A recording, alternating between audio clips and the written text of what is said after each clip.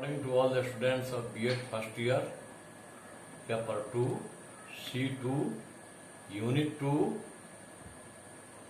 normative vision of Indian education. The topic is lecture 14. भारतीय संविधान के संघीय स्वरूप का संक्षिप्त वर्णन करते हुए शिक्षा व्यवस्था के लिए निहितार्थ पर प्रकाश डालें। भारतीय संविधान का अनुच्छेद 1 में 1 में कहा गया है, India shall be A union of states. Bharat राज्यों का एक संघ होगा। भारत एक संघीय राज्य होगा, ऐसी बात वहां पर जिक्र नहीं है। भारत राज्यों का एक संघ होगा। पहली का विचार है कि भारतीय संविधान का ढांचा संघात्मक है, परंतु आत्मा एकात्मक है।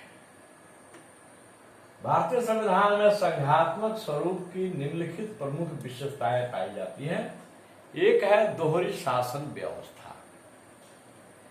इसमें होता है क्या कि केंद्र में एक केंद्र की सरकार होती है और प्रांत स्तर पर इकाई राज्यों की सरकारें अलग अलग होती हैं। यह व्यवस्था हमारे देश में भी लागू है। केंद्र में माननीय प्रधानमंत्री श्री नरेंद्र मोदी की अध्यक्षता वाली सरकार है और प्रत्येक इकाई राज्यों में 29 राज्य हैं, तो उनमें अलग अलग प्रांतों की सरकार है। तो यह व्यवस्था हमारे देश में लागू है। दूसरा, अधिकार शक्तियों का बंटवारा। संविधान द्वारा केंद्र सरकार और इकाई राज्य सरकारों के बीच अधिकार शक्तियों का बंटवारा करने हेतु 3 सूचियां बनाई गई हैं। एक है स्वर्ण सूची, जिसमें 97 विषय होते हैं, रेल, डाक, तार, रक्षा इत्यादि। इस पर कानून बनाने का अधिकार केंद्र सरकार या जो वहां की पार्लियामेंट है उसको है। राज्य सूची, यह इसमें 66 विषय हैं। इस पर कानून बनाने का अधिकार उस राज्य के विधानमंडल को है, उस राज्य की सरकार। समवर्ती सूची, इसमें 47 विषय हैं। इस पर कानून बनाने का अधिकार केंद्र सरकार को भी है और राज्य सरकार को भी है। लेकिन जब दोनों द्वारा बनाए गए कानून एक दूसरे के विरोधी होते हैं, तो ऐसी स्थिति में केंद्र सरकार द्वारा बनाया गया कानून ही प्रभावशाली होगा। तीसरा है संविधान की सर्वोच्चता। दोनों सरकारों अर्थात केंद्र सरकार और राज्य सरकारों के ऊपर संविधान है, जिसके प्रत्येक अनुच्छेद का समान रूप से पालन केंद्र सरकार को भी करना है और इकाई राज्य सरकारों को भी करना है। सबसे ऊपर संविधान है। उसके बाद है चौथा, एक स्वतंत्र, सर्वोच्च एवं निष्पक्ष न्यायपालिका। इसका कार्य यह देखना है, जो सुप्रीम कोर्ट है, इसका कार्य यह देखना है कि केंद्र और इकाई राज्य सरकारें संविधान के अनुच्छेदों के दायरे के अंतर्गत अपना कार्य कर रही हैं या नहीं। यदि कोई केंद्र सरकार या इकाई राज्य सरकार संविधान के दायरे से बाहर जाकर कोई कानून बनाती है, तो उस कानून को सुप्रीम कोर्ट अवैध घोषित कर सकता है। तो उपयुक्त चारों विशेषताएं भारतीय संविधान में या भारतीय संघ में देखने को मिलती हैं, लेकिन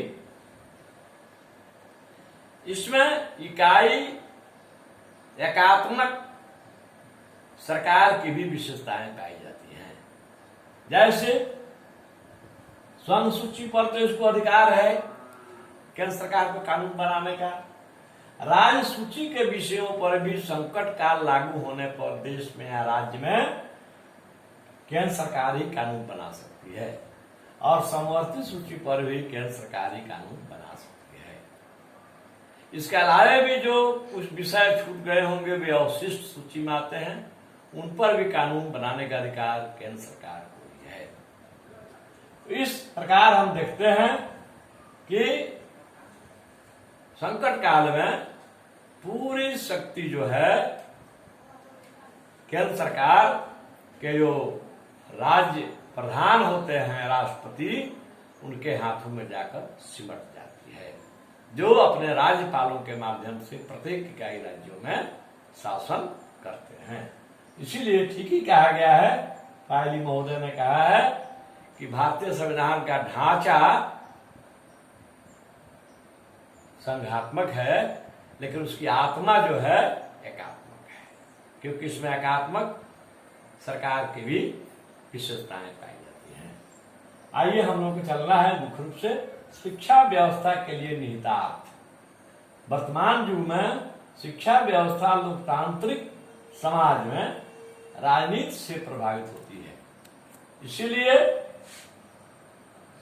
सरकार बदलने के साथ, राजनीतिक दल के बदलने के साथ, सरकार में आने के साथ शिक्षा का स्वरूप भी प्रभावित होता रहता है।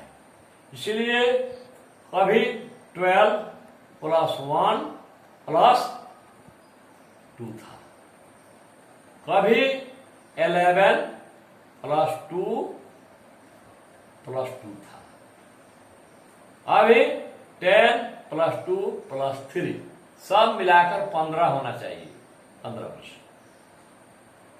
अभी जो है कोठारी शिक्षा आयोग ने भी जो है इसकी चर्चा की है कि 8+4 की भी व्यवस्था की जा सकती है, सिफारिश की।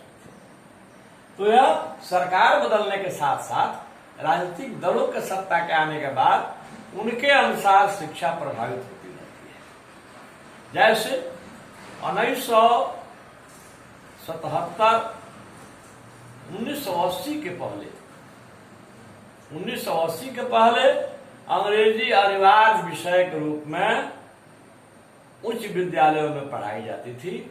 200 अंकों की अनिवार्यता थी, अनिवार्य रूप से अंग्रेजी पढ़ना था। उसका अंक जो है एग्रीगेट में जुड़ता था। 1980 के पहले 200 का अंग्रेजी अनिवार्य थी।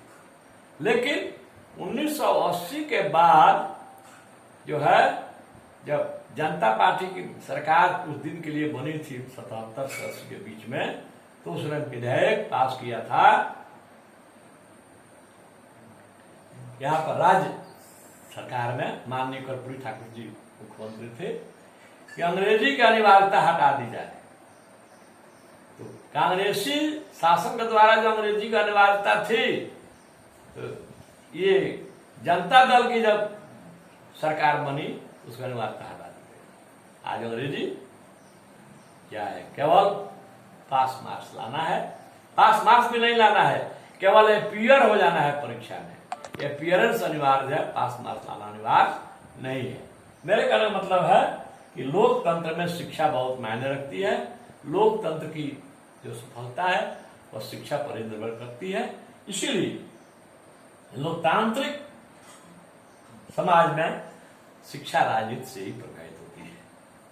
आइए, राजनीति शिक्षा को 4 प्रकार से नियंत्रित करती है। एक है वैधानिक नियंत्रण। अनुच्छेद 11 में कहा गया है कि प्रत्येक इकाई राज्य सरकारों का यह दायित्व होगा कि वे अपने राज्य सीमा के अंतर्गत शिक्षा संहिता बनाकर राज्य के सभी नागरिकों को शिक्षित करेंगे। अनुच्छेद 11 में। दूसरा है आर्थिक नियंत्रण। वित्त संबंधी मामले में, अर्थ संबंधी मामले में शिक्षा जो है वह सरकार पर निर्भर करती है। सरकार ही इसके लिए आवश्यक धन मुहैया कराती है। इसलिए आर्थिक नियंत्रण, राजनीति आर्थिक नियंत्रण के द्वारा भी शिक्षा पर नियंत्रण स्थापित करती है। तीसरा है शैक्षिक नियंत्रण। शिक्षा व्यवस्था के लिए पाठ्यक्रम, पाठचर्या, शिक्षकों की नियुक्ति, प्रधानाध्यापकों की नियुक्ति, उनके दायित्व इत्यादि सारे विषय वस्तु में शैक्षिक नियंत्रण के अंतर्गत आती हैं, जो सरकार के द्वारा संपन्न किए जाते हैं। पाठ्यक्रम निर्धारण सरकार के द्वारा होता है, पाठ्यक्रम निर्धारण सरकार के द्वारा होता है, और शिक्षकों की नियुक्ति से लेकर मैट्रिक, इंटर इत्यादि की परीक्षाएं भी सरकार के द्वारा की जाती है। इसलिए शैक्षिक नियंत्रण भी यह राजनीतिक शिक्षा पर करती है। नेक्स्ट, चौथा है प्रशासनिक नियंत्रण। सरकार द्वारा बनाए गए शिक्षा संबंधी संहिता का अनुपालन विद्यालय कर रहे हैं अथवा नहीं कर रहे हैं, इस पर नियंत्रण करने के लिए प्रशासनिक नियंत्रण होता है गवर्नमेंट के द्वारा, और उसके लिए शिक्षा विभाग का एक ढांचा बनाया गया है।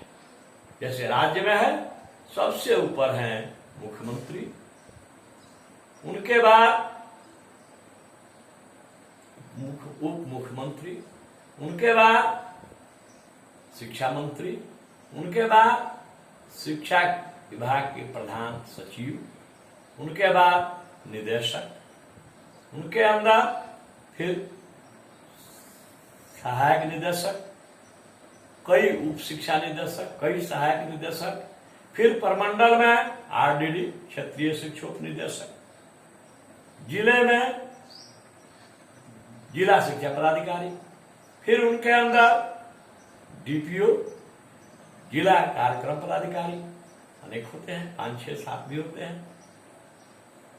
फिर उसके बाद प्रखंड स्तर पर बीओ प्रखंड शिक्षा पदाधिकारी, बीईओ ब्लॉक एजुकेशन अफसर, इनके अंतर्गत क्लास 1 से 12 तक के विद्यालय आ रहे हैं।